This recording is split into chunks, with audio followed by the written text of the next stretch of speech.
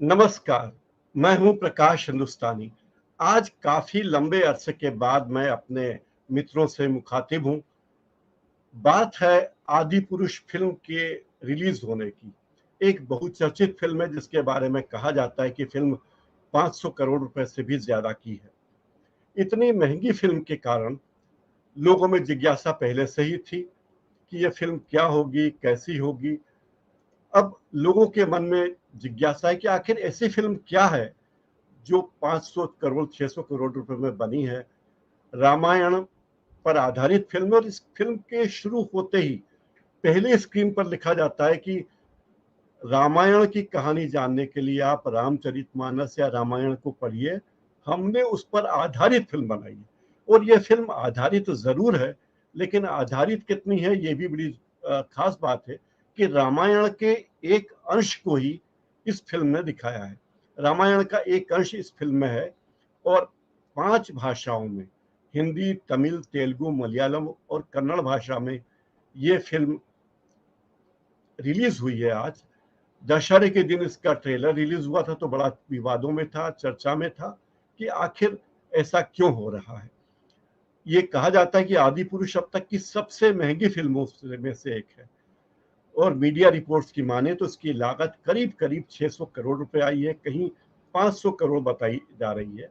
एक और बात कही जाती है कि इस फिल्म ने अपने बजट का 85% हिस्सा पहले ही रिकवर कर लिया है, नॉन थिएट्रिकल रेवेन्यू सोर्सेस के जरिए कमा लिया है। यानी फिल्म निर्माता की चांदी है, उसे कमाई होगी या ना होगी ये बात की बात है, पर उसने फिल्म तो बना दी है और ये फिल्म शुरू हो गई है दिखना। आज सुबह से इंदौर में आज सुबह 7:30 बजे पहला शो हुआ, जो आमतौर पर 10:30 या 10 बजे शो होता है जब नई फिल्म लगती है, लेकिन आज पहला शो सुबह 7:30 बजे हुआ और देश के कई शहरों में थिएटर की एक सीट खाली रखी गई, जिसमें भगवान राम की तस्वीर और हनुमान जी की तस्वीरें थी और अगरबत्ती जलाई गई थी और आशा की गई थी कि ये फिल्म शायद धार्मिक भावनाओं को लेकर लोगों की धार्मिक भावनाओं को पूरी करेगी, लोगों की धार्मिक मान्यताओं को पूरी करेगी। कहा जा रहा है कि इस फिल्म में रामायण को एक तोहफे के रूप में पेश किया गया है और राम सीता की कहानी को ओम रावत ने थोड़ा मॉडर्न टच दिया है। हमारे एक साथी हैं पंकज निशान, उन्होंने कहा कि भगवान राम और सीता के पास सारी चीज होती हैं और केवल आईफोन की कमी थी। अगर आईफोन भी उनके हाथों में दे दिया जाता तो असर नहीं होता। हो सकता है भविष्य में वो दिन भी आए जब भगवान राम के हाथ में आईफोन होगा, क्योंकि इंदौर में जब झांकी निकलती है अनंत चतुर्दशी पे तो भगवान के हाथ में झांकी में मोबाइल और लैपटॉप दे दिया जाता है। मॉडर्न टच देने के नाम पर यह बात की गई है। बड़े ही हाई वीएफएक्स है और कंप्यूटर जनरेटेड इमेजेस, जिसे सीजीआई कहते हैं, उससे लबरेज फिल्म है। एक प्रयोग किया गया है। फिल्म की प्रेरणा है रामचरितमानस, में राम के वनवास और अयोध्या वापसी तक का ही भाग दिखाया गया है। कहानी की शुरुआत तो वैसे दशरथ और कैकेयी के संवाद से होनी चाहिए थी, लेकिन शुरू नहीं होती। जब मैं ये फिल्म देखने गया तो फिल्म के पहले ही दृश्य में, जिसमें दिखाया यह गया था कि रावण रावण ब्रह्मा जी की प्रार्थना कर रहा है हिमालय में और रामायण और ब्रह्मा जी प्रकट होते हैं और वरदान मांगता है।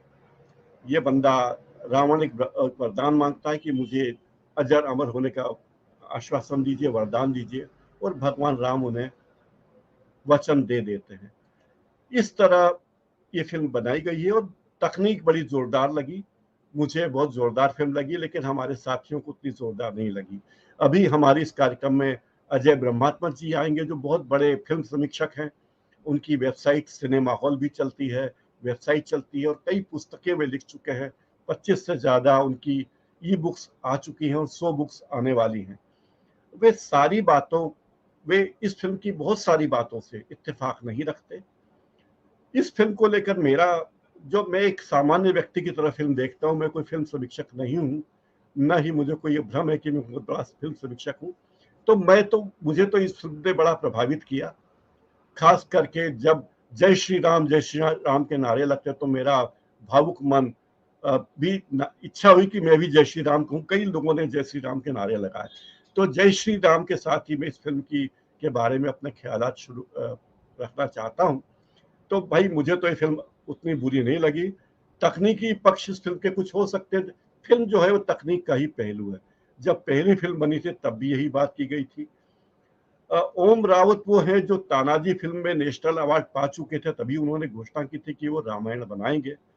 और इसमें भगवान राम का अवतार ट्रेडिशनल नहीं है, एक मॉडर्न है। दुनिया मॉडर्न हो रही है और हो सकता है कि फिल्म तकनीकी एस्पेक्ट पे खरे नहीं उतरी हो, लेकिन इसके स्क्रीन प्ले में बहुत सारे लूप होल्स हैं। फिल्म के डायलॉग को लेकर बहुत सारी बातें कही जा रही है। हमारे दर्शकों ने भी बहुत सी बातें लिखी है। एक दर्शक ने लिखा है कि क्या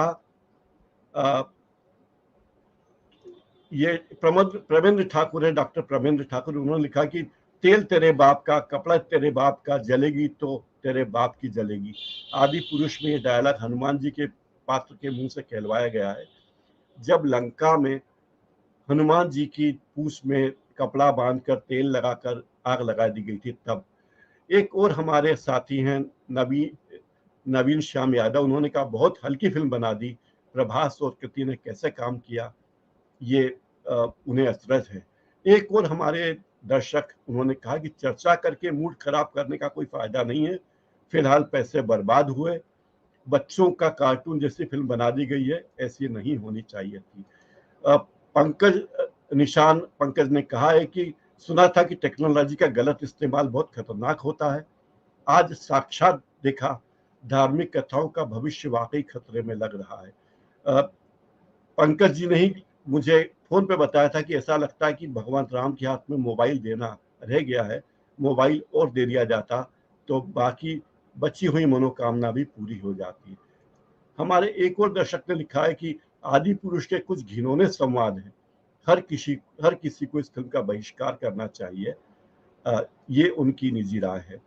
प्रवीण सिंह एक पत्रकार हैं, जाने माने पत्रकार हैं, उन्होंने कहा कि भारतीय सिनेमा की बड़ी बजट की फिल्मों का एक बड़ा हिस्सा तो स्टार एक्टर और एक्ट्रेस ले लेते हैं, इसके बाद स्वाभाविक है कि बजट बड़ा हो जाता है, लेकिन बेसिक रिसर्च तक नहीं होती।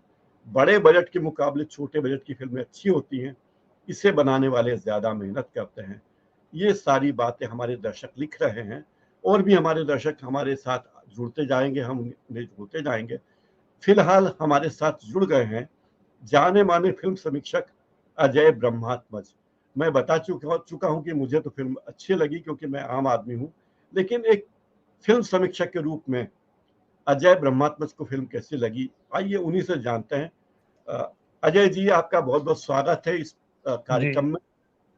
और आप जाने माने फिल्म समीक्षक हैं, फिल्मों के जानकार हैं, फिल्मों के बारे में आप लिखते हैं, किताबें लिख चुके हैं और मुंबई फिल्म उद्योग के लोगों से आपका जीवन संपर्क भी है।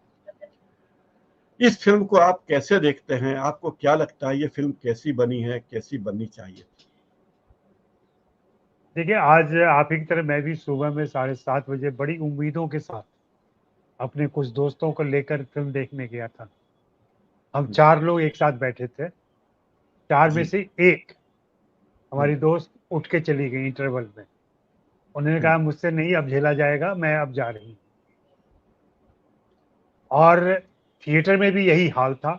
थिएटर जो लगभग खचाखच भरा हुआ था जब शुरुआत हुई थी जय श्री राम के उद्घोष से, इंटरवल तक आते आते लगभग 20% सीटें खाली हो चुकी थी। लोग निकल गए थे और जिस भी वजह से छोड़ के गए हों वो। और एक खामोशी सी जब फिल्म खत्म होती है, ऐसी फिल्में खत्म होती हैं तो एक उत्साह रहता है, लोग नारे लगाते हैं, लोग उद्घोष करते हैं, तमाम चीजें होती हैं। आज ऐसा कुछ भी नहीं हुआ। सब लोग एक कतार में लगे और बाहर की ओर निकल गए और खुसफुस भी नहीं कर रहे थे कोई। सब ऐसा लग रहा था किसी मातम से बाहर जा रहे हैं। तो पहली बार ऐसा देखने को मिला। ये मेरा ऑब्जर्वेशन है फिल्म देखते हुए। जी। बाकी फिल्म मैं जिन उम्मीदों से गया था वो उम्मीदें तो बिल्कुल पूरी नहीं हुई। और मुझे ऐसा लगा जो लोग भारतीय संस्कृति के रक्षक, संरक्षक और ना जाने क्या क्या बने हुए हैं, वही भारतीय संस्कृति के भक्षक हो गए हैं और इस बार तक्षक भी हो गए हैं वो। हाँ, आके डंस मारा है उन्होंने। और यह फिल्म न सिर्फ संवादों पर तो इतना सतही, फूहड़ और घटिया संवाद तो आम फिल्मों में भी नहीं सुनाई पड़ते, जैसा कि इस माइथोलॉजिकल फिल्म में दिखाई या सुनाई पड़ रहे हैं, जो आदर्श पुरुष, आदि पुरुष राम के ऊपर बनी हुई फिल्म है। मुझे इस फिल्म की नैरेटिव से भी दिक्कत है, खास करके नाम के जो बदलाव किए गए हैं उससे भी दिक्कत है। राम को आप राघव क्यों कह रहे हैं, सीता हाँ को जानकी क्यों कह रहे हैं, लक्ष्मण को शेष क्यों कह रहे हैं, हनुमान जी को बजरंग क्यों कह रहे हैं, उसके पीछे कोई लॉजिक तो होना चाहिए। पता नहीं इनका क्या लॉजिक है, क्योंकि अभी तक मेरे सामने नहीं आया या मैंने नहीं पढ़ा है इसको कि इन्होंने क्यों ये नामों में बदलाव किया। उसके बाद जो कहानी चलती है, जो निरूपण किया गया है, जो चरित्र गढ़े गए हैं, जो स्टोरी बोर्ड बना होगा इनका, वो इतना रोबोटिक है। सारे कैरेक्टर्स बनाए गए हैं, लगता है जैसे वीडियो गेम से, सचमुच वीडियो गेम से उठाए गए हों किरदार, या वीडियो गेम में ढाले गए हों। रावण के चरित्र को वीडियो गेम में डाल देना, एक तो मुझे लगता है कि जैसे स्क्रीन पर 10 सिर अगर एक लाइन में रखते तो हो सकता है स्क्रीन से बाहर चला जाता वो, तो 5 हाँ ऊपर कर दिया, 5 नीचे कर दिया। आज जी। तक रावण का ऐसा सिर हमने नहीं देखा था, हम्म, इस फिल्म में दिखाई पड़ता है। उसके अलावा वो सारे, लगता है सशरीर मौजूद हैं वो सारे सिर, हाँ क्योंकि हाँ जब कुछ एक संवादों में ऐसा दिखाई पड़ता है कि वो सब अलग अलग संवाद बोल रहे हैं, आपस जी में जी। ही जैसे विमर्श कर रहे हो वो, कि हाँ किससे हाँ गलती हुई, क्या गलती हुई, वो एक दूसरे को समझा रहे हैं। तो ये सारे बहस प्रयोग, करते बहस करते हुए हाँ, भी दिखते हैं बात करते हुए, 10 सिर जी बहस करते हुए नजर आते हैं। जी। लेकिन ये सब कुछ कहीं कहीं सिंक्रोनाइज नहीं हो पाया है, और पर्दे पे बहुत ही, कहना नहीं चाहिए, बहुत ही खराब लगता है, बहुत ही आपको आहत करता है वो। क्योंकि मैं शुद्ध नास्तिक आदमी हूँ, हाँ आस्थावान बिल्कुल नहीं हूँ, लेकिन हम्म, राम कथा मैंने सुनी हुई है, हाँ माइथोलॉजिकल चरित्रों को जानता हूँ, मैं बचपन से सुनता पढ़ता आया हूँ मैं। मुझे हम्म, जैसे व्यक्ति को भी तकलीफ हुई यह देखते हुए कि राम के बारे में जो हमने सुन रखा है, रामचरित मानस को हमने पढ़ रखा है, रामचरित को दूसरे माध्यमों से देख रखा है, यहाँ तक कि फिल्में भी देख रखी हैं, रामानंद हाँ सागर की वेब सीरीज भी देख रखी, वो टीवी शो भी देख रखा है। लेकिन ये छोटी सी कथा जो राम वनवास से शुरू होकर और विजय तक जाती है, इतनी छोटी सी कथा कहने में भी 3 घंटा लगाने के बावजूद वह इम्पैक्ट ओम राउत और मनोज मुंतशिर नहीं छू पाते हैं। मुझे इस बात से भी दिक्कत है कि मनोज मुंतशिर जो हम्म, भारतीय संस्कृति के पैरोकार बने हुए हैं आजकल, और हम्म, मुंतशिर से शुक्ला हो चुके हैं हम्म, वो शुक्ला जी इस फिल्म में इतने, अगर घटिया शब्द भी मैं इस्तेमाल करूं तो वही कम होगा, इतने घटिया संवाद ऐसे महापुरुषों के मुंह से निकलवाए हैं, जो आपने एक सुनाया कि कपड़ा भी तुम्हारे बाप का, और तेल भी जी तुम्हारे बाप का, आग भी तुम्हारे बाप की, और जलेगी भी तेरे बाप की। इस तरीके के डायलॉग, या फिर मैंने जिसका जिक्र किया कि अशोक वाटिका में जब हनुमान पहुंच चुके हैं और रावण के सिपाही आते हैं, तो वे उससे कहते हैं कि अपने बुआ का बगीचा समझ रखा है क्या। जी अब जी। ये पता नहीं, इससे हंसी तो आई, सारे पूरा हॉल हंसने लगा इस बात पे, हाँ लेकिन ये हंसने वाली बात नहीं थी। अजय जी, जी मुझे मुझे फिल्म की शुरुआत ही बड़ी गंदी लगी, अच्छी नहीं लगी। क्योंकि की कहानी अगर हम सुनते हैं और उसकी शुरुआत रावण पर्दे पे सबसे पहले आ जाए, और रावण ब्रह्मा जी अ, की क्या कहते हैं, उनकी प्रार्थना कर रहा है, दुआ कर रहा है उनके लिए, बैठा हुआ है हिमालय की पर्वत श्रृंखला में, और भगवान से प्रकट होने की कामना कर रहा है। तो रामायण की शुरुआत अगर रावण से होगी तो क्या होगा, ये तो बात मुझे जमी नहीं। दूसरी बात बड़ी अजीब लगी, जब राघव यानी भगवान राम कहते हैं ए रावण। मेरे ख्याल से अभी तक हमने जितने भी कहानियां फिल्में देखी उनमें कहीं भी भगवान राम को या राघव को लंकेश या लंकापति या दशानन या अ, राजा रावण इसी तरह कहते हो सुना है। ए रावण, जैसे कि मोहल्ले का कोई गुंडा हो, अबे गुंडे, अबे इधर आ, इस तरह की भाषा। तो ये अपेक्षा हमें नहीं थी। दूसरी बात है कि मैंने जब रामायण देखी, जब मैं काफी कम उम्र का था, रामानंद सागर की रामायण टीवी पे मैं लगातार देखता रहा कई दिनों तक, तो मेरे मन में राम की एक छवि बनी, मेरे मन में सीता की छवि बनी, रावण की छवि बनी। वो सारी छवियां यहाँ आकर ध्वस्त हो जाती हैं। वो जो सौम्य चेहरा अरुण गोविल का था, या सीता बनी पात्र का था, वो बाद में मेंबर ऑफ पार्लियामेंट भी बनी। तो लेकिन कृति सेनन की जो पुरानी फिल्में देखी मैंने, तो राबता वगैरह में मुझे लगा कि समंदर में न डूब पड़े और बिकनी पहन कर ना आ जाए देवी जी, तो वो छवि उनकी ये नहीं है। एक फिल्म अंग्रेजी में कोई आई थी जिसमें ईसा मसीह का किरदार एक अभिनेता ने किया था, आपको शायद पता हो, और मैंने पढ़ा है कहीं कि उस अभिनेता ने ईसा मसीह का किरदार निभाने के बाद फिल्मी दुनिया से संन्यास ले लिया। उसने कहा कि अब मैं कोई भी किरदार अगर निभाऊंगा तो ईसा मसीह के किरदार के साथ ये नाइंसाफी होगी। आपको इसके कौन कौन से किरदार पसंद आए? लेकिन मुझे रावण के किरदार में सैफ अली खान ने बहुत प्रभावित किया, उन्होंने बहुत अच्छी एक्टिंग भी की है, और मुझे लगता है कि सैफ अली खान की सर्वश्रेष्ठ फिल्म अगर इसे कहा जाए तो अतिशयोक्ति नहीं होगी। आप क्या कहेंगे? निश्चित रूप से आपकी राय सही है कि सैफ अली खान इस पूरे जो 5-6 कलाकार हैं इस फिल्म के अंदर, उनमें श्रेष्ठ उन्हीं का अभिनय है, और उन्हीं को, चूंकि लेयर्ड कैरेक्टर है उनका और कई रूप हैं उनके। एक जगह वो भाई भी हैं, एक जगह पति भी हैं, एक जगह राम के दुश्मन भी हैं, एक जगह सीता के प्रेमी भी हैं।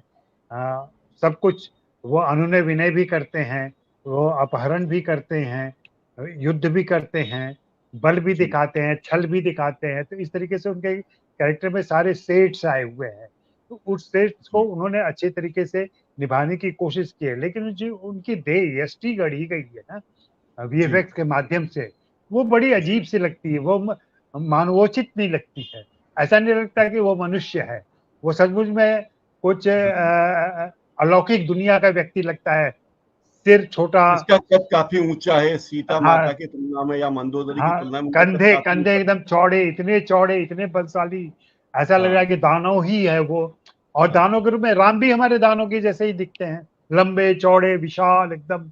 वो जो आप सही कह रहे हैं, जो सौम्य चेहरा अरुण गोविल का था, या मैं तो कहूंगा प्रेम अदीब को याद कर लीजिए, अगर आपको याद करना, जाके वीडियो देख सकते हैं आप, जिन्होंने राम राज्य फिल्म में काम किया था, जिसको गांधी जी ने भी देखा था।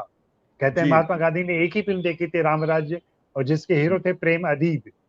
और वो तो आधी फिल्म देखकर चले उन गए लोगों थे का जो गाँव में। सौम्य चेहरा याद आता है। यहाँ प्रभास भी सौम्य चेहरे वाले हैं।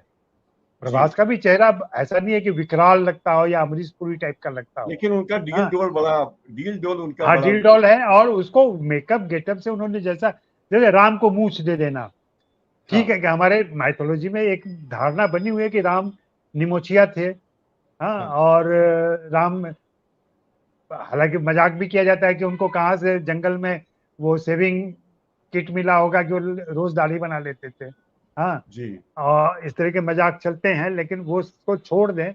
वास्तव प्रकाश जी, मैं कहूँ, यह फिल्म मुझे एक फीचर मीम लगी है। मीम तो हम लोग छोटे छोटे मीम देखते रहे हैं, ये पूरे 3 घंटे की मीम है, और स्पूफ है, रामायण पर बनी हुआ एक स्पूफ है जो मजाक किया गया है। और वो मजाक मनोज मुंतशिर जो संस्कृति के रक्षक हैं उन्होंने किया है। तानाजी जिन्होंने ओम राउत ने बनाया है, जिनको पुरस्कार वगैरह सब दिया जा चुका है, उन्होंने बनाया है। यह रामायण वाल्मीकि की रामायण बिल्कुल नहीं है, कतई नहीं है। यह रामायण मनोज मुंतशिर और ओम राउत की रामायण है, जिसको वीएफएक्स से और भद्दा किया गया है, मुझे लगता है बेहतरीन करने के बजाय। मुझे लगता है कि इस फिल्म में भगवान राम नहीं है बल्कि बाहुबली है, जो बाहुबली में शिव की बड़ी विशालकाय प्रतिमा शिवलिंग अपने कंधे पर लेकर चले आ रहे थे, तो मुझे लगा यह बाहुबली ही है। और इस फिल्म का में उनकी आवाज हिंदी में उसी व्यक्ति ने दी है जिसने बाहुबली और बाहुबली 2 में उन्हें उनके लिए डबिंग की थी। तो इससे और भी वो लगता है कि ये तो उन्हीं की वही है, वो राम नहीं है। एक और बात शरद केरकर है, शरद केरकर एक अच्छे आर्टिस्ट है अपने हिंदी फिल्मों के, उनकी आवाज है वो।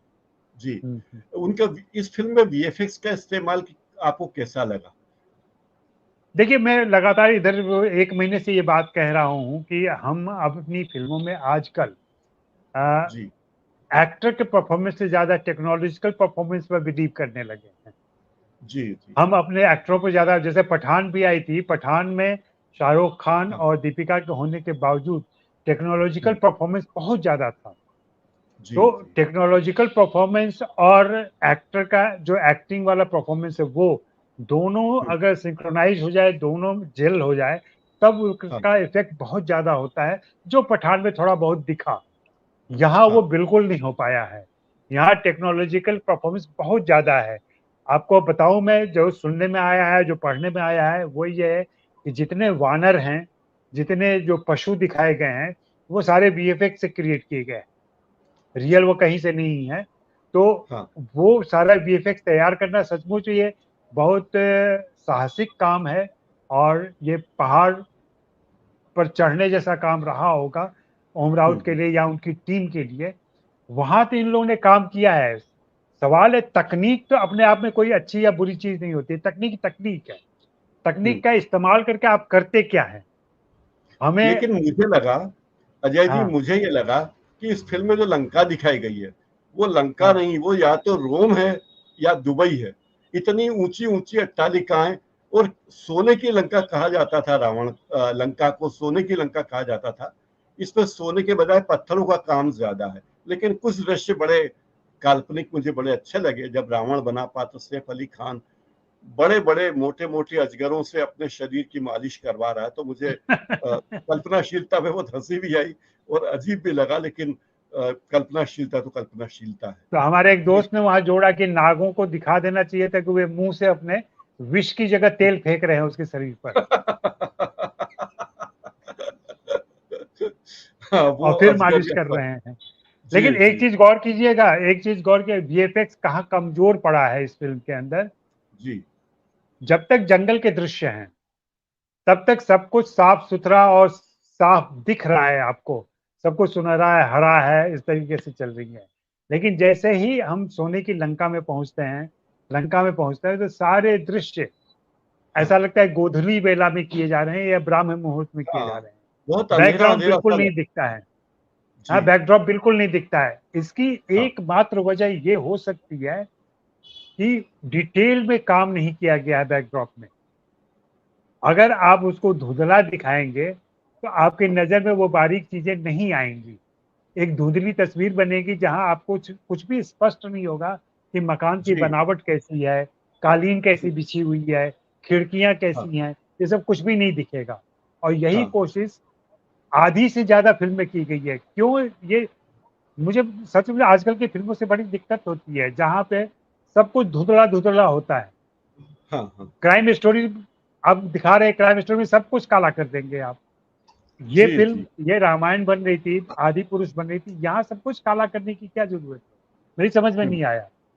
शायद इसके पीछे जो मैंने पूछा 1-2 लोगों से, उनसे यही पता चला कि जब वीएफएक्स कमज़ोर होता है, हाँ, हाँ, वीएफएक्स में आप ज़्यादा समय नहीं दे पाते हैं, ज़्यादा बारीक काम नहीं कर पाते हैं, तो उसका रंग हाँ, बदल के, कलर पैलेट बदल के उसको सांवला कर देते हैं, उसको धुंधला कर देते हैं, ताकि बैकड्रॉप पे दर्शक की हाँ, निगाह टिक ही ना पाए, वो देख ही हाँ, ना हाँ, सके। और जो फ़ोरग्राउंड में जो एक्टर दिख रहे हैं, जो चेहरे दिख रहे हैं, उन पर ही आपकी नज़र केवल टिकी रहे, इसलिए ये विधान अपनाया जाता है। तो उसी लिहाज जी, से तो वीएफएक्स खर्च होने के बावजूद ये कमज़ोर फ़िल्म मानी जाएगी। जी, जी। जी। एक बात और है कि इसमें रावण का केवल नेगेटिव पक्ष दिखाया गया, जबकि कहा जाता है कि रावण बड़ा विद्वान आदमी था। जब रावण मरणासन था, तब भगवान राम ने लक्ष्मण को भेजा था कि आप रावण से शिक्षा लेकर आइए। ऐसे कोई दृश्य इसमें दिखाए नहीं गए। तो क्या वाकई आपको लगता है कि रावण का सापेक्ष जो सकारात्मक पक्ष है, उसकी एक दो बातें तो कम से कम दिखाई जानी थी? ये एक दर्शक के तौर पर आपकी डिमांड हो सकती है, लेकिन मैं बहुत ज़रूरी नहीं मानता, क्योंकि जी, खलनायक के तौर पर ही उसको पेश करना था। और कहीं-कहीं जी, मैं थोड़ा-सा असहमत होते हुए आपसे आपत्ति करूँगा कि जब हाँ, हिंदी फ़िल्मों में विलेन को दिखाते हैं और कहते हैं कि बड़ा अच्छा पिता है, बड़ा अच्छा जी, पति है, हाँ, चरित्र वो चैरिटेबल ट्रस्ट खोल दिया है, स्कूल चलाता है, बच्चों को दान देता है, लेकिन करता क्या है? जी। करता तो अपराध है ना। हाँ। तो अगर अपराधी व्यक्ति ये सारे पुण्य के कार्य करता है तो भी वो अपराधी ही है। बिल्कुल। तो उसके पुण्य कार्य को हम क्यों मतलब इस ढंग से बढ़ा चढ़ा के कहें? हो सकता है कि वो अपने पाप के जो किए गए पाप हैं उसकी क्षमा याचना के लिए या उसको पुण्य में बदलने के लिए ये सब करता हो। जी। हाँ, जी। ऐसा हमारे रियल लाइफ विलेन भी ऐसा ही करते हैं बहुत सारे, हाँ, राजनीति में है या गुंडे अरे अभी बदमाश। जो बंदा फिल्म आई थी जो जी। सिर्फ एक बंदा काफी है, उसमें वकील यही बात कहता है ना कि हाँ। बाबा ने स्कूल खोल रखे हैं, बाबा ने चरितार्थ हॉस्पिटल खोल रखे हैं। तो वो हाँ। वकील कहता है ना कि वो खोल रखे हैं तो इससे क्या वो अच्छा बाबा थोड़ी हो जाएगा। हाँ।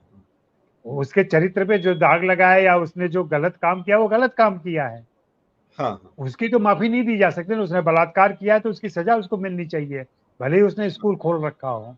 तो वैसे ही हाँ। रावण ने भले ही सब कुछ पुण्य के काम किए हों, अच्छे काम हाँ। किए हों, हाँ, शिव हाँ। की वंदना की हो, वहां से आशीर्वाद भी ले लिया हो, सब कुछ किया हो, लेकिन हम्म। किया तो उसने सीता का अपहरण, किया तो उसने अन्याय। जी। तो ये सारी चीजें तो फिर तो उसको सजा होने, राम कथा में भी उसको सजा मिलती है, वैसे भी उसको हम हिंदी फिल्मों में हमेशा देखते रहे कि विलन को सजा मिलती है, सजा इस मिलनी चाहिए फिल्म और में यहाँ भी मिली है। इस फिल्म में हनुमान की भूमिका को लेकर भी बड़ी बातें कही जा रही। हनुमान को जो हमारे दिमाग में, पता नहीं क्यों आप इतने फंसेंगे, फिर मेरे दिमाग में अभी तक ये कि हनुमान मतलब दारा सिंह। जी जी अब जी दारा बिल्कुल। सिंह जी इस दुनिया में नहीं है, तो जाहिर है किसी और को तो हनुमान बनना पड़ेगा।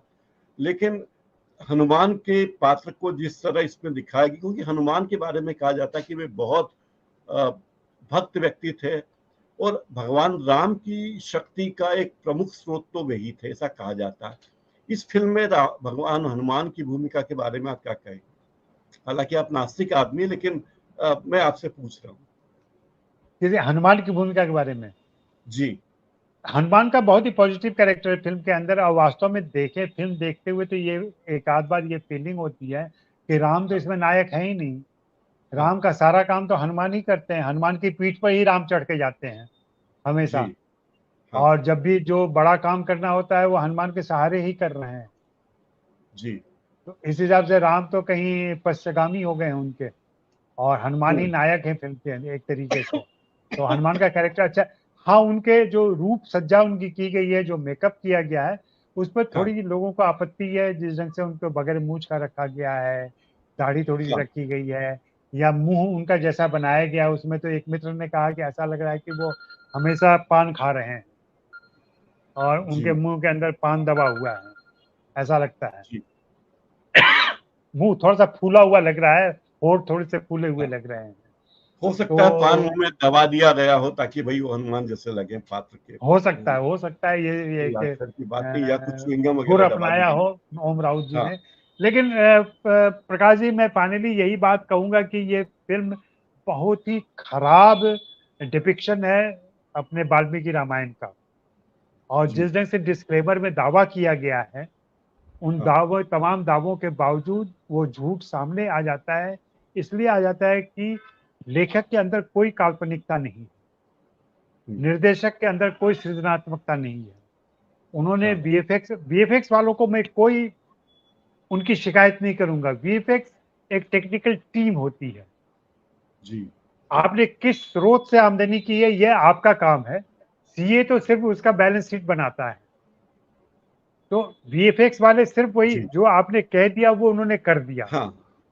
लेकिन ये निर्देशक ही बताएगा कि उसको किस ऊंचाई तक ले जाना है, क्या दिखाने हैं, क्या आयाम देना है उसको, ये निर्देशक तय करता है। हाँ। तो अगर निर्देशक विजुअली स्मार्ट नहीं है, कल्पनाशील हाँ। नहीं है, रचनाशील नहीं है, तो उसकी कमजोरियां हाँ। ऐसी फिल्म में नजर आ जाती हैं। इसलिए लगता है कि तानाजी वन फिल्म वंडर है। तानाजी में जी। जो सचमुच आकर्षण था, हमें भी अच्छी लगी थी फिल्म अपने तमाम हाँ। दक्षिणपंथी रुझान के बावजूद। यहाँ वह भी नहीं है। और मैंने आज तो ट्वीट पे लिखा कि पहली बार ऐसा देखने में आ रहा है, ऐसी एकजुटता दिखाई पड़ रही है। इस फिल्म ने पूरे देश को एकजुट कर दिया है, चाहे लेफ्टिस्ट हो, चाहे राइटिस्ट हों, चाहे सेंट्रिस्ट हों, सभी मिलकर इस फिल्म की आलोचना कर रहे हैं। क्या इसका राजनीतिक फायदा मिलेगा किसी पार्टी को? मुझे नहीं लगता है, मुझे तो लगता है कि पार्टियां इससे खुद को अलग करना शुरू कर देंगी अभी से, आज से ही, और शायद हो चुका होगा। फिल्म के रिलीज के पहले तक, जहां तक मेरी जानकारी है, कि आरएसएस के लोग बहुत एक्टिव थे, टिकट खरीद रहे थे, लोगों को भेज रहे थे सिनेमाघर देखने के लिए। उन्होंने इसका हाँ, जमकर प्रचार भी किया था। ऐसी संभावना व्यक्त की जा रही थी कि रिलीज होने के साथ ही कम से कम उत्तर प्रदेश और मध्य प्रदेश में यह फिल्म टैक्स फ्री हो जाएगी। अब टैक्स फ्री करने के पहले योगी जी को और शिवराज चौहान को सोचना पड़ेगा कि पब्लिक के टेस्ट के विरुद्ध जाकर के वे ऐसा डिसीजन लेते हैं कि नहीं लेते हैं, क्योंकि उनका निर्णय निश्चित रूप से अलोकप्रिय निर्णय होगा। जी। तो ये फिल्म उस दक्षिणपंथी खेमे के लिए, जो ठीक राम मंदिर खुलने के 6 महीने पहले, 7 महीने पहले इस फिल्म को रिलीज करके एक महान माहौल बनाना चाहते थे, वो माहौल हाँ, उसके खिलाफ चला गया है। दूसरे, एक बात को हाँ, और गौर कीजिएगा, इस फिल्म के अंदर उस मानव राम, उस आदर्श राम, उस पुरुषोत्तम राम की का डिपिक्शन नहीं है। ये आक्रांता राम है। जी, जी। ये जंगल में जाने के बाद से जब इसके हाथ में धनुष आ गया है, और ये हाँ, धनुष आगे है, पीठ पर नहीं है इनके, हुँ। उस राम का चित्रण है। और हाँ, ये बाण इसी राम बाण को को चाहते हैं, ये जी, इसी राम को चाहते हैं। आक्रांता राम, हमने हमें याद होगा, आपको भी याद होगा, जब अडवाणी जी की रथ यात्रा हुई थी, उसमें हुँ, पहली बार राम के हाथ में धनुष था और सामने की तरफ था, हुँ, और वहां से आक्रांता राम की जो छवि गढ़ी गई है, वह छवि आकर के यहाँ एक कल्मिनेशन पे पहुंचती है। और उसी राम को ये करना चाहते थे, लेकिन दुर्भाग्य से इस बार तीर निशाने पर नहीं लगा है। तीर हुँ। वापिस उन्हीं के सीने में लग गया है जो इसे चलाने की कोशिश कर रहे थे। जी। एक अभी कुछ बहुत खबर सारी आई है। टिप्पणियां आ गई हैं। जी, काफ़ी टिप्पणियाँ भी आ गई। एक खबर अभी मेरे पास आई है कि आदि पुरुष में एक डायलॉग है जिसका मतलब ये है कि जानकी भारत की बेटी है, तो इस पर नेपाल ने आपत्ति की है और कहा है कि इस हिंदी फ़िल्म को चलाने की अनुमति नहीं देंगे क्योंकि नेपाल में अ, जानकी यानी सीता माता, उनका जन्म नेपाल का माना जाता है। तो जानकी जी नेपाल की बिटिया थी, भारत की नहीं थी। जनकपुर जहाँ वे अ, वो प्रकट हुई थी धरती माता से, वे वह जगह भारत में नहीं है बल्कि नेपाल में है। तो खैर इस तरह की चीज़ें होती रहेंगी, लेकिन इसमें वो कोई डायलॉग बड़ी हटा दिया गया है, वो ट्रेलर में था वो डायलॉग, वो हटा दिया गया है अब। अच्छा। एक और चीज़ हो रही है कि क्या दर्शक ऐसी फ़िल्मों को अपनी धार्मिक मान्यताओं के कारण अनिवार्य रूप से देखने जाएँगे ही, या वे इसका पॉलिटिकल एजेंडा समझ जाएँगे और अनदेखी करेंगे? मुझे लगता है कि धार्मिक भावना के तहत तो गए हैं, तभी तो टिकट इतना बिका है और 80 करोड़ की ओपनिंग बताई जा रही है सुबह में। जी, हो सकता है कि हाँ, वो ओपनिंग अब थोड़ी सी सिमट जाए, थोड़ी सी क्षीण हो जाए, कम हो जाए, क्योंकि इवनिंग शो, नाइट शो के दर्शक कम हो सकते हैं। हाँ, पॉलिटिकल एजेंडा इस फिल्म से पूरा नहीं होगा। अगर कोई हाँ, पॉलिटिकल एजेंडा इस फिल्म के पीछे रहा होगा, तो वह फिल्म वो जी, पूरा नहीं करेगा। मेरा मानना है कि पॉलिटिकल पार्टी इस फिल्म से खुद को अलग कर लेगी, एलिनेट कर लेगी खुद को। और जी, अब मनोज मुंतशिर को भी मुंह छिपाना पड़ेगा, शर्मिंदा होना पड़ेगा। जिस तरीके से बढ़ चढ़ के सीना तान के वो हिंदुओं और हिंदू धर्म और हिंदू हिंदू हिंदू हिंदू किए हुए थे, वो अब थोड़ा सा खुद को संभालेंगे, थोड़ा संभलेंगे और थोड़ा पढ़ाई लिखाई करेंगे। देखिए अजय जी, एक मुझे बड़ा लगता है कि अब उन्हें पढ़ने लिखने की जरूरत है। एक इस पूरे मामले में विरोधाभास या आयरनी की ये है कि मनोज मुंतशिर शुक्ला जी अपने आप को बड़े हिंदी के कवि, समाज सेवक और क्रांतिकारी बताते हैं। मोदी जी से भी मिल आए और बड़े तेरी मिट्टी में मिल जावा, जवाहरलाल नेहरू की वसीयत के आधार पर गाना भी उन्होंने लिख दिया। बड़े बड़े अच्छे कवि हैं, ऐसा कहा जा सकता है। लेकिन इस फिल्म में उन्होंने उस संवाद की भाषा वापरी है, भाषा का इस्तेमाल किया। वो भाषा निहायत ही अस्वीकार्य है। जबकि राही मासूम रजा तो हिंदू धर्म के नहीं थे।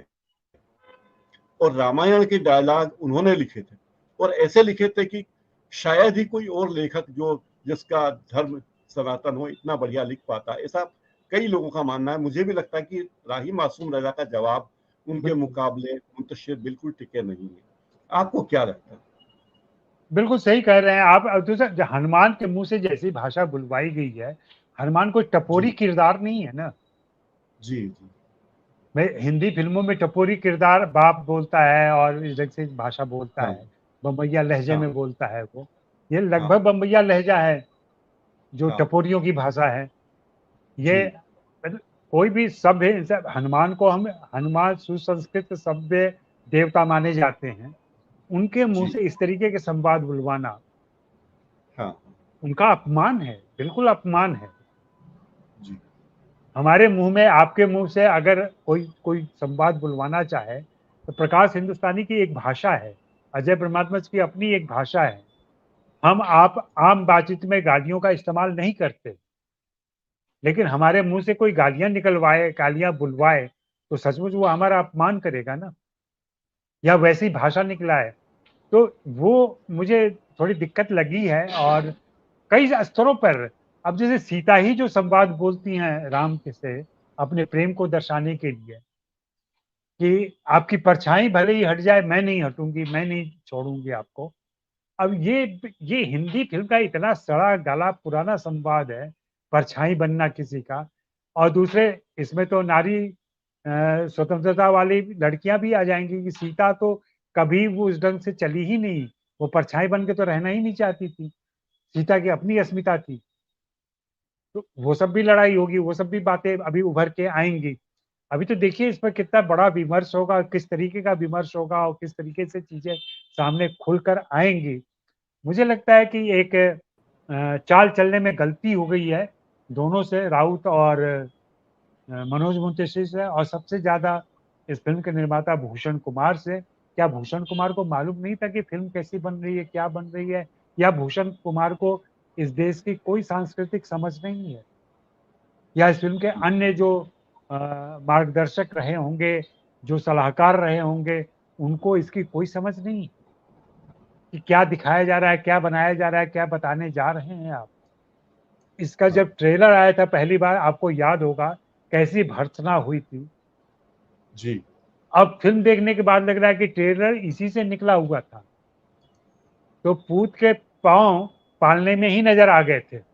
हाँ अब ये वो तो पूत चलने पे आया तो दिख रहा है कि वो लंगड़ा के चल रहा है। जी ये बताइए, जी। सीता माता और भगवान राम दोनों हैं, नाव में जा रहे हैं या बैठे हैं, और बैकग्राउंड में फिल्मी गानों की तरह आकाशवाणी में फिल्मी गाना बज रहा है। इस पे क्या प्रतिक्रिया है आपकी? मुझे वो बिल्कुल अनुचित लगा। मुझे लगा इसकी कोई जरूरत नहीं थी, किसी और तरीके से उनके प्रेम को दर्शाया जा सकता था, उनके प्रेम की हाँ बातें की जा सकती थी, उनके प्रेम का स्मरण किया जा सकता था। हाँ और बस उन्होंने एक किसिंग सीन छोड़ दिया है, क्योंकि माइथोलॉजिकल कैरेक्टर था।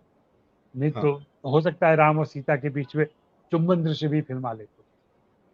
जी हमारे एक दर्शक है नरेंद्र शर्मा इस कार्यक्रम के, उन्होंने लिखा कि फिल्म तो अभी देखी नहीं, पर टीवी पर बार बार ट्रेलर देखकर यह विचार है कि यह नितांत बेपढ़े लोगों, बुद्धिहीन लोगों, राम कथा से अनजान लोगों द्वारा बनाई गई होगी। नरेंद्र शर्मा जी, आपकी बात से इत्तेफाक रखते हैं अजय ब्रह्मात्मा जी, और काफी हद तक मैं भी, क्योंकि हमारे हमारे जैसे गांधी जी पर फिल्म बने, और फिल्म का संवाद लेखक गांधी जी को अंग्रेजों के साथ तू तड़ाक से बात करते दिखाए, तो क्या हम उसको स्वीकार करेंगे? क्योंकि हमें पता है कि बिल्कुल नहीं। गांधी जी की छवि हमारे मन में कैसी है।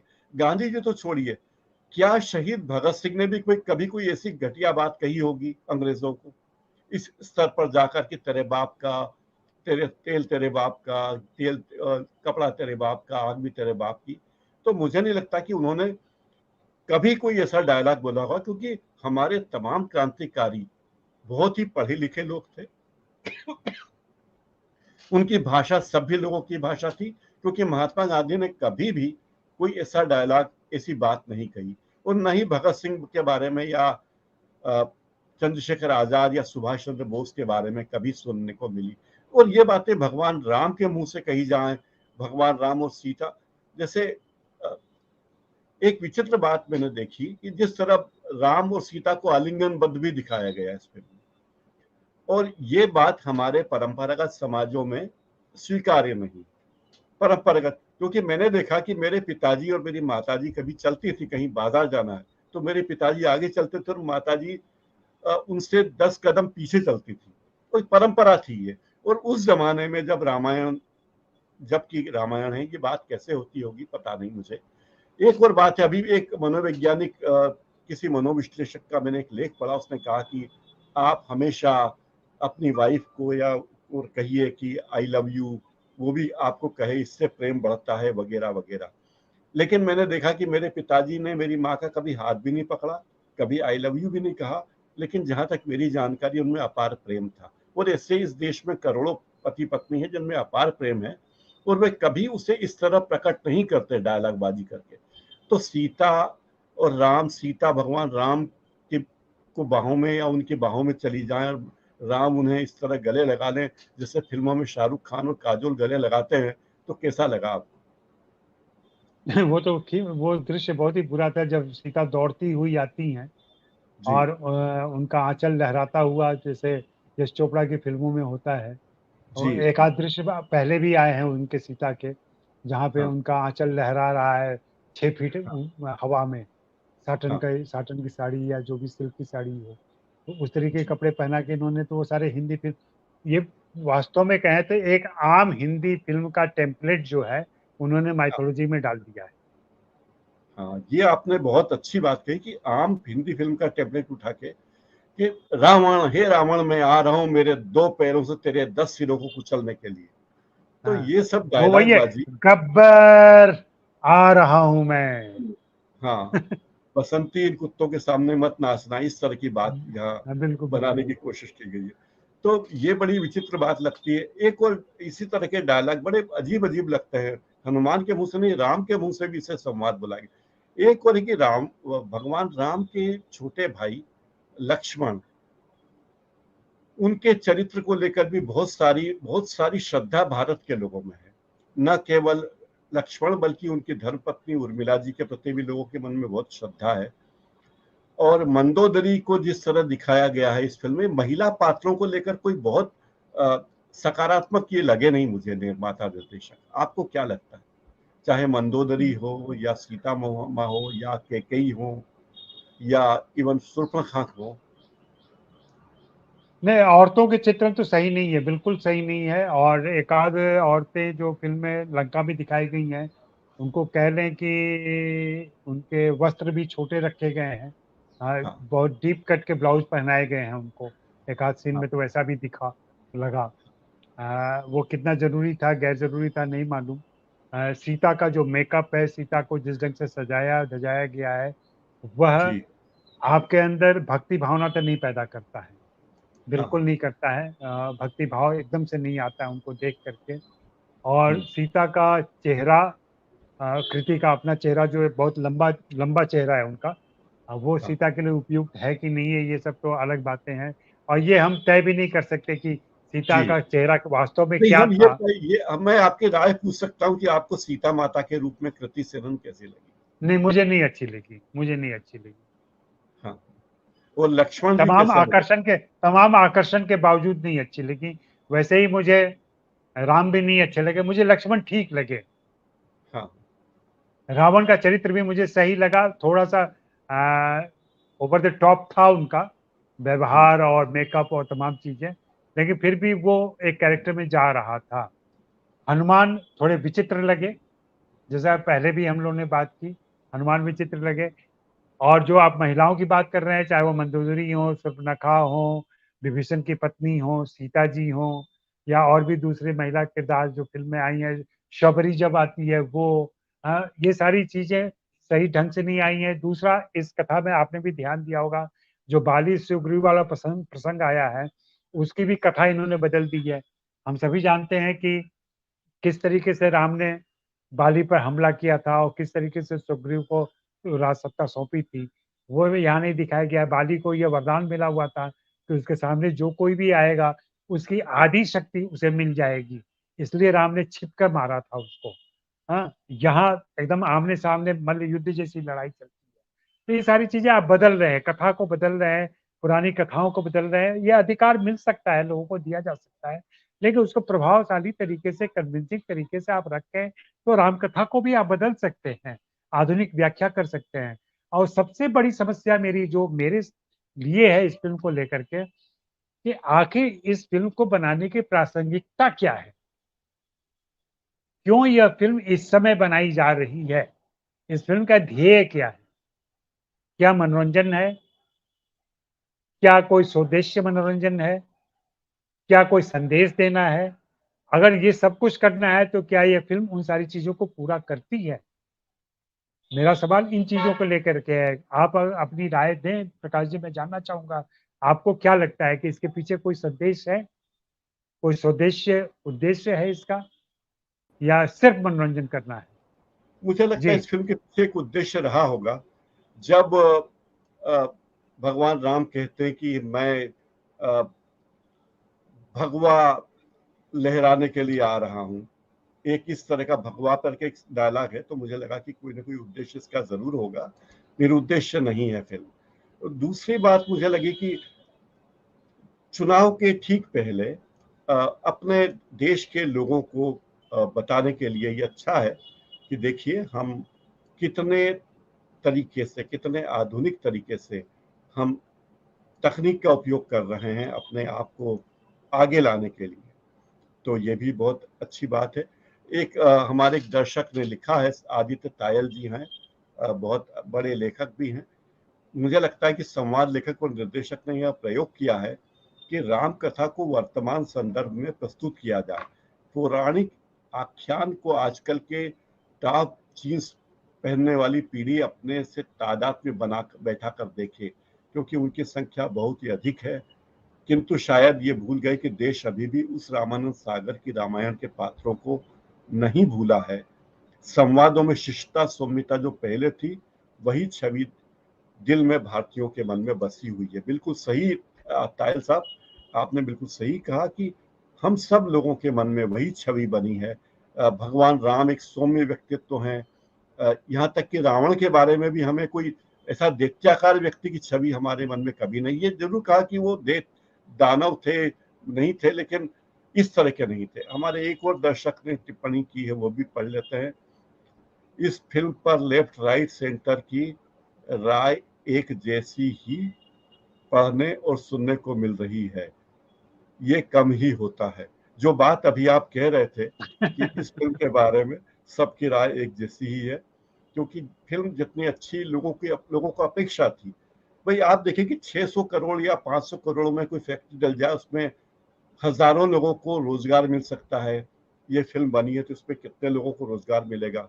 अगर ये अच्छी फिल्म बनती तो हो सकता है कि इस फिल्म से हमारी हमारी सांस्कृतिक विचारधारा का प्रचार प्रसार होता। फिल्म डिप्लोमेसी में ये फिल्म मदद करती। पूरी दुनिया में जहाँ हिंदी भाषी लोग हैं, भारतीय मूल के लोग हैं, फिल्म को देखते, और करीब 3 करोड़ भारतीय मूल के लोग दुनिया भर में है, वे सब लोग इस फिल्म को देखते हैं।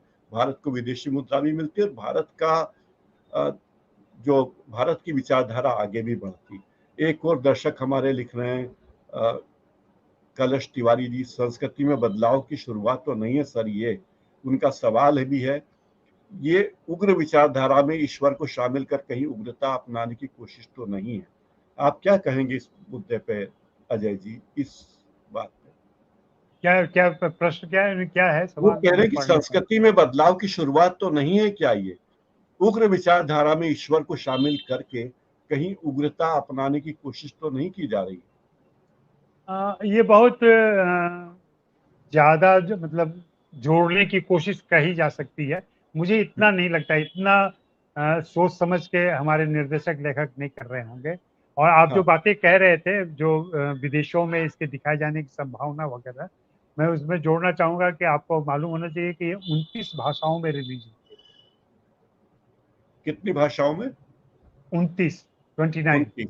अच्छा, मेरी हाँ, जानकारी में 5 भाषाएं, भारतीय भाषा, हिंदी। नहीं, भारतीय भाषा तो 5 है विदेशों में। अच्छा उसके अलावा 6000 स्क्रीन में रिलीज हुई है, जी तो ये एक बहुत बड़ी रिलीज है। तीसरी हाँ बात, जो सबसे बड़ी बात है कि ऐसी अहमद फिल्म का प्रीमियर न्यूयॉर्क में किया गया। 13 तारीख को, हाँ हाँ, जी क्यों किया गया, क्या समझ के किया गया, इस पर तो मेरी शुरू से आपत्ति रही है कि हिंदी फिल्मों का प्रीमियर आप न्यूयॉर्क, लंदन, दुबई जाकर क्यों करते हैं? अरे यार, दिल्ली में कर दो, इंदौर में कर दो, भोपाल में हाँ, कर दो, पटना में कर अयोध्या दो, में कर दो, शिलोंग में अयोध्या जाके में कर कर दो, दो मणिपुर में कर दो, कहीं कर जी दो। हाँ डिजिटल दुनिया है आजकल, सब जगह सब लोग पहुंच जाएंगे। ये हाँ दुबई, न्यूयॉर्क, ये किस कॉम्प्लेक्स में हम लोग जी रहे हैं? जी हैं? टाइम्स स्क्वायर के उस पे वॉल पे, उसके वहां पे आपका चेहरा नजर आ जाए, बुर्ज खलीफा पे आपका चेहरा नजर आ जाए। जो पैसे दे के देश का लाया पैसा जाता भी खर्च होता है, देश का पैसा भी खर्च होता है इसमें, और जी मुझे नहीं लगता है इससे कोई दर्शक मिल जाते हैं आपको। जी एक चर्चा होती है, जरूर होती है, उसके अलावा और कुछ नहीं होता। अजय जी, हमारे एक दर्शक थे, हमारे साथी पत्रकार और टेक्नोक्रेट व्यक्ति हैं, वो उनसे मेरी बात हुई थी, वो जुड़ नहीं पा रहे, कुछ तकनीकी इंटरनेट की दिक्कत है वहाँ रांची में, वे रांची से जुड़ रहे थे। उन्होंने कहा था कि टेक्नोलॉजी का गलत इस्तेमाल बहुत खतरनाक होता है, इसे आज हमने साक्षात देखा। धार्मिक कथाओं का भविष्य वाकई खतरे में लग रहा है, ये उनकी राय है।